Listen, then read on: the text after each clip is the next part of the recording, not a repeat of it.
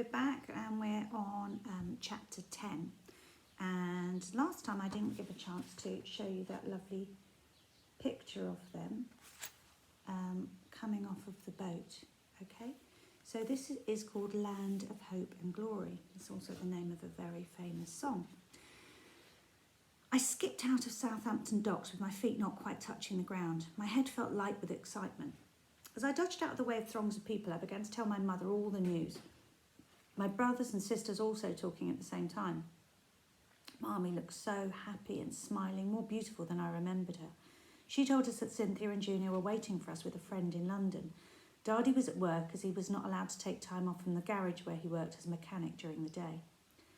Nothing she said quite sank in. I was too elated. I hardly noticed anything around me. The first thing that registered, though, was the sight and sound of a grey metal train winding its way towards me.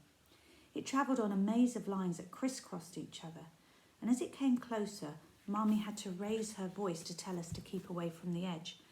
The engine roared and hissed as it came to a standstill. Heavy metal doors were opened and people clambered out onto the platform.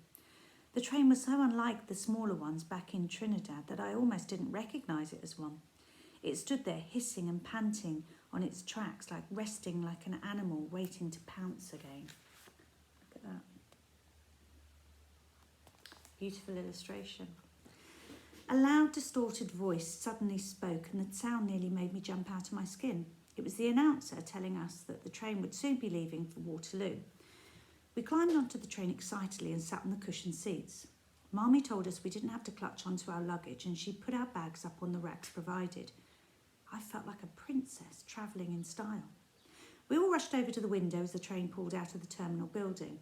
As it started to build up speed, the noise got louder and louder, and we could hardly hear ourselves speak, so I just gazed out of the window. All four of us had fought to get to the window seat, but Marmee said we could each sit by a window in the small carriage. I gazed out breathlessly and tried to take in all of the new sights. The grass was so green, so many different shades. The cows and the sheep looked like toys in the open fields. Some of the trees looked like the ones I'd seen on Christmas cards. I felt as if I was in heaven. I looked over at Marmee, brushed her and hugged her. I was so happy I could have cried. The journey took nearly 2 hours, and as we neared London, the scenery changed dramatically. Rows and rows of red brick buildings with black slate roofs and smoking chimneys dominated the skyline. I'd never quite imagined anything like this. The houses had such a cold, lifeless look about them, not like the colourful, attractive ones I'd left behind. But the sight of Waterloo Station standing there, palatial and majestic, with its numbered platforms stretching into the distance, convinced me that I was truly in England, the land I'd loved from afar. And there she is, looking out at all of those new sights. We finally stopped and carefully climbed down from the high carriage. I thought I'd fall down the gap between the platform and the train and was relieved to feel solid ground beneath my feet. We gathered up our luggage, and as we passed through the ticket barrier and wandered into the cathedral-like booking hall, crowds of people started to swarm all around us. They came from everywhere, carrying briefcases and umbrellas, wearing bowler hats, marching like ants, briskly and purposefully. Marmee told us that we were in the rush hour and to stay as close to her as we made our way down a moving staircase. At first, I thought I was experiencing another earthquake, but Marmee reassured us that it was quite safe. Still, I hung on tightly as the escalator took us deep underground on another kind of train. I was beginning to feel a little bewildered. It was all becoming too much to take in as we dodged the oncoming passengers along the narrow, winding corridors. And when we got to the platform, we had to wait for a while for the train to arrive. And all of a sudden, out of the dark tunnel shot a train, quick as an arrow. I jumped up and panicked a little because the noise was so frightening and deafening.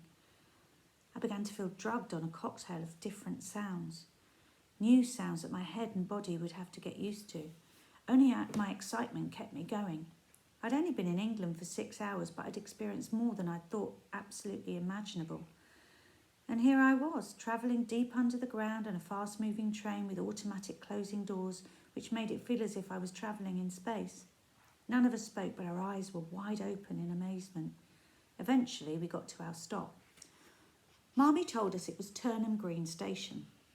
I saw it written up on the wall in big bold letters surrounded by the round blue, white and red symbol of the underground. And as we came out of the station, the sunlight dazzled my eyes and the noise of the rush hour traffic made me freeze like a scared rabbit.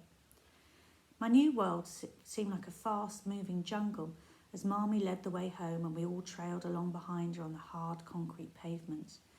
It was the only safe place to be, away from the cars, heavy lorries and big double-decker buses that sped along the wide roads. I sometimes had to run to keep up with Marmee because I'd stopped to marvel at a shop window. I was also fascinated by the red pillar boxes that sat regally on some of the pavements and by the tall red boxes with glass windows and telephones inside. In Trinidad, you had to go to the post office to post a letter or use the telephone. You couldn't do it anywhere and everywhere. England was certainly different. Perhaps her streets were paved with gold, although I hadn't seen any yet. I soon began to notice people staring at us. I thought it was because we were wearing brightly coloured clothes, our very best clothes. They all had on such dull, drab colours, black, navy and grey, as if they were going to go to a funeral. And what I didn't realise, that staring was something I was going to have to get used to. At last we turned into the road which was to be our home for the next month. 1 Mayfield Avenue, a 2-storey semi-detached red brick house with a brown door. I felt nervous and anxious as Marmee opened the door with her key. She led us up the narrow staircase and along a landing, and then she unlocked another door. As she opened it, she said, "Welcome to your new home." I slowly crept into the dark, dingy room and looked around. I took in the contents of the room. A double bed, table, couch, some chairs, cupboards and a wardrobe. Was this it?